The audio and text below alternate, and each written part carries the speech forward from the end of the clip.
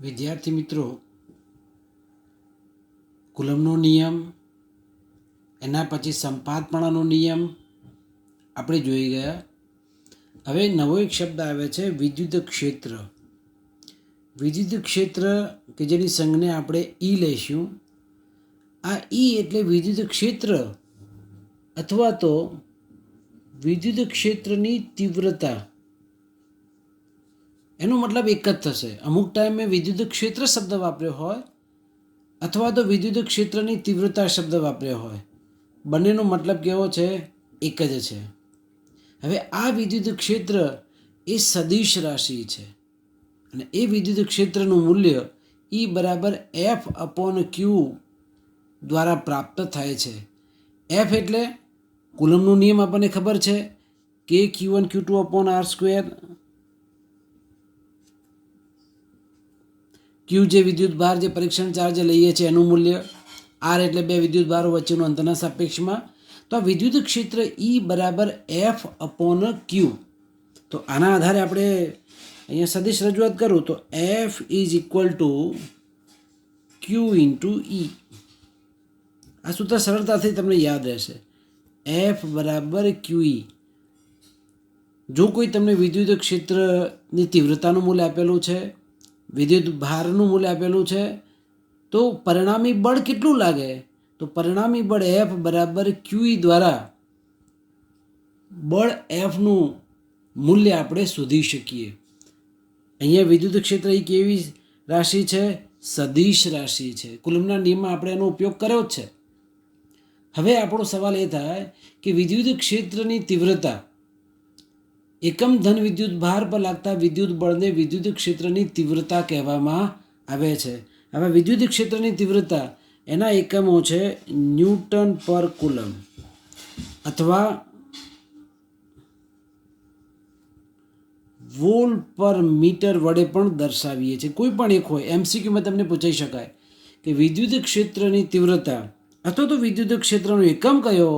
તો ન્યૂટન પર કુલમ અથવા વોલ્ટ પર મીટર. બીજું એમસીક્યુ માટે એનું પારિમાણિક સૂત્ર શું થાય? વિદ્યાર્થી મિત્રો, પારિમાણિક સૂત્ર આપણે યાદ રાખવા પડે. ક્યારેક એમસીક્યુમાં 1 માર્ક્સનો અગત્યનો પ્રશ્ન તમને મળી શકે. M1 L1 T-3 A-1. ફરીથી તમે જુઓ, વિદ્યુત ક્ષેત્રનો એકમ ન્યૂટન પર કુલમ અથવા તો વોલ્ટ પર મીટર, અને વિદ્યુત ક્ષેત્ર માટે પારિમાણિક સૂત્ર થશે M1 L1 T-3 A-1. તો આ વિદ્યુત ક્ષેત્ર એટલે શું છે? એકચ્યુઅલી આવો કોઈ વિદ્યુત ભાર છે તો એની આજુબાજુ ક્યાં સુધી એની અસર વર્તાય?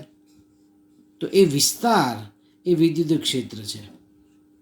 ધારો કે જંગલનો રાજા હોય તો એ જંગલનો રાજા એટલે સિંહ, બરાબર ને? તો એ કેટલા વિસ્તાર સુધી એની આણ વર્તાય છે, તો એ વિસ્તાર આખો થયો એ આપણું વિદ્યુત ક્ષેત્ર જે રીતે બોલીએ છીએ એ એનો જંગલનો એનો વિસ્તાર થઈ ગયો. તો આ સંદર્ભમાં વિદ્યુત ક્ષેત્રની તીવ્રતા એટલે કે વિદ્યુત ક્ષેત્ર આપણે વ્યાખ્યાયિત કરી શકીએ. હવે વિદ્યુત ક્ષેત્રની લાક્ષણિકતાઓ.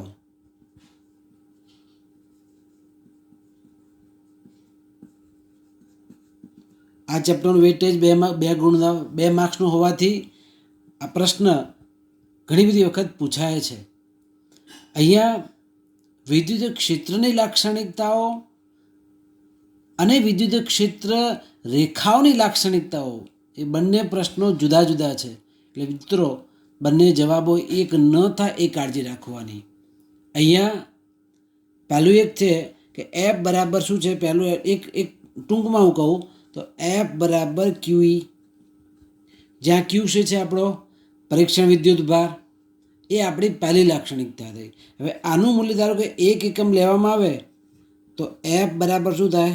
ઈ થાય કે ના થાય? એનો મતલબ એ થાય કે વિદ્યુતીય બળ એફ અને વિદ્યુત ક્ષેત્ર બંનેના મૂલ્ય કેવા થાય? એક સમાન થાય. અને એ ક્યારે થાય? જ્યારે ક્યુની કિંમત 1 એકમ અથવા તો 1 કુલમ જો લઈએ તો. અને આને પરીક્ષણ ચાર્જ, પરીક્ષણ વિદ્યુત ભાર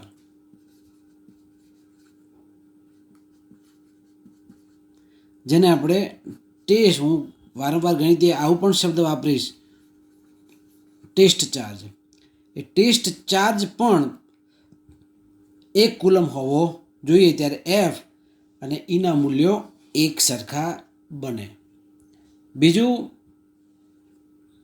એક ટૂંકી એક લાક્ષણિકતાના સંદર્ભમાં, ધારો કે ક્યુ વિદ્યુત ભાર છે અને બીજો વિદ્યુત ભાર કોઈ સ્મોલ ક્યુ છે. હવે આ ક્યુ વિદ્યુત ભાર વડે મળતું જે વિદ્યુત ક્ષેત્ર છે તે એ પરીક્ષણ ચાર્જથી કેવું છે? સ્વતંત્ર છે. સ્વતંત્રનો મતલબ શું થાય? કે એ એના ઉપર આધારિત નથી. એટલે હું લખું અહીંયા ક્યુ વડે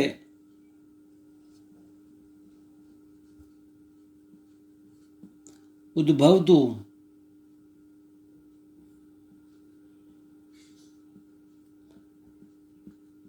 વિદ્યુત ક્ષેત્ર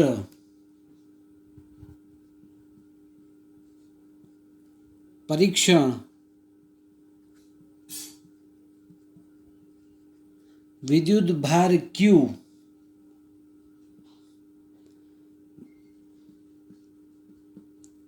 ક્યુના પદમાં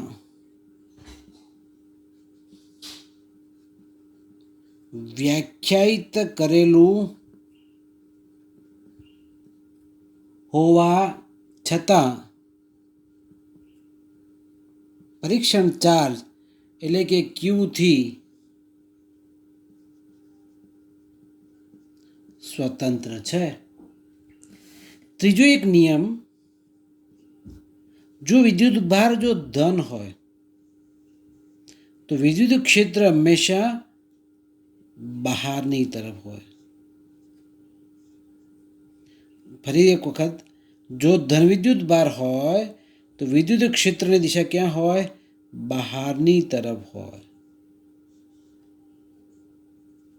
પણ જો ઋણ વિદ્યુત ભાર હોય તો વિદ્યુત ક્ષેત્રની દિશા હંમેશા અંદરની તરફ હોય.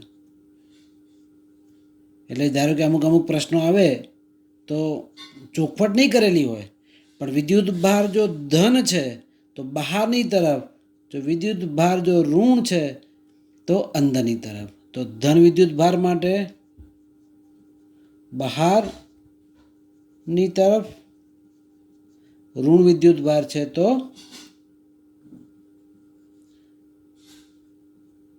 અંદરની તરફ. તો આ ત્રીજી લાક્ષણિકતાઓ થઈ. બીજું, ચોથી લાક્ષણિકતામાં, ધારો કે વિદ્યુત ભાર અહીંયા છે, ત્યાંથી કોઈ આર અંતરે અહીંયા જો વિદ્યુત ક્ષેત્ર મળે કોઈ, તો એ સમાન અંતરે માટે જેટલા અંતરે આર આર આર આવેલા છે, તો આરથી સમાન અંતરે રહેલા તમામ ભાગ પાસે વિદ્યુત ક્ષેત્રનું મૂલ્ય કેવું હોય? એક સરખું હોય. પણ આ આરની જગ્યાએ ધારો કે અહીંયા બીજું કોઈ મૂલ્ય અંતર છે આટલું, ધારો કે એનું R1 કહી દઉં, તો આ આર માટે જે મળે વિદ્યુત ક્ષેત્રનું મૂલ્ય એના કરતાં R1માં કેવું હશે? ઓછું હશે. એટલે એના ત્રિજ્યાવર્તી ભાગમાં તમામે તમામ R1 અંતરે આવેલા બિંદુઓ પાસે વિદ્યુત ક્ષેત્રનું મૂલ્ય કેવું હોય? એક સરખું હોય. હવે તમે જોઈ શકો છો કે જેમ અંતર ઓછું એમ વિદ્યુત ક્ષેત્રની પ્રબળતા વધારે, અને જેમ અંતર વધતું જશે એમ એમ વિદ્યુત ક્ષેત્રની અસર છે એ ક્રમશઃ ઘટતી જશે. અને છેલ્લે વિદ્યુત ક્ષેત્ર ઈ બરાબર KQ/R² વડે વિદ્યુત ક્ષેત્ર કેટલું છે એ આ સૂત્ર દ્વારા આપણે શોધી શકીએ. તો આ રીતે વિદ્યુત ક્ષેત્રની લાક્ષણિકતાઓ, પરીક્ષામાં 2 માર્ક્સનો પ્રશ્ન પૂછાતો હોય છે કે વિદ્યુત ક્ષેત્રની લાક્ષણિકતાઓ લખો, તો આપણે 4 લાક્ષણિકતાઓ લખવી પડે. નાની નાની અંદર બનાવી શકાય, પણ કોઈ પણ 4 લાક્ષણિકતાઓ જ આપણે લખવાની રહેશે.